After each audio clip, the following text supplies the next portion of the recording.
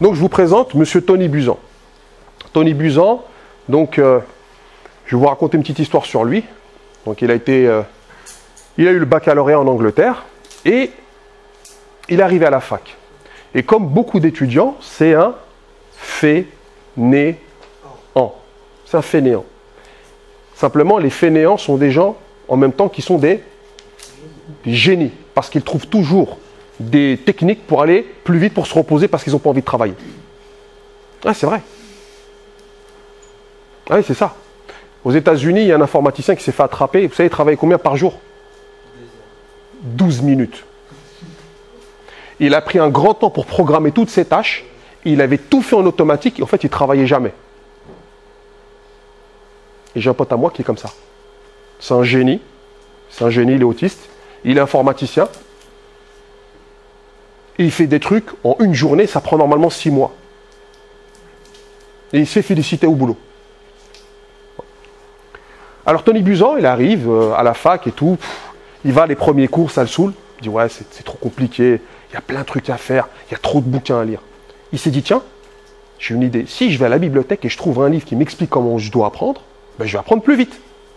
À la bibliothèque, il dit, vous savez, dans les bibliothèques anglaises, là, comme style Harry Potter, vous connaissez ça? Bibliothèque, là, il y a les lumières tamisées. Puis il y a une dame avec les lunettes au coin du nez, avec son petit châle à l'anglaise. Elle dit bonjour madame, excusez-moi de vous déranger. Je suis étudiant en première année et j'aimerais bien, s'il vous plaît, trouver la section dans la bibliothèque avec les livres qui expliquent comment on apprend, comment on mémorise, comment on prend des notes. Elle me dit ça n'existe pas ça. Il dit ça n'existe pas. Il me dit il y a des livres de biologie qui expliquent les parties du cerveau, la physionomie, tout ça. Mais ça, ce que vous me demandez, ça n'existe pas. Et là, lui, dans sa tête, il s'est dit ah ouais, ça c'est un champ d'études. Si j'arrive à trouver un truc là, c'est sûr que je vais cartonner. Et c'est devenu son objet d'étude.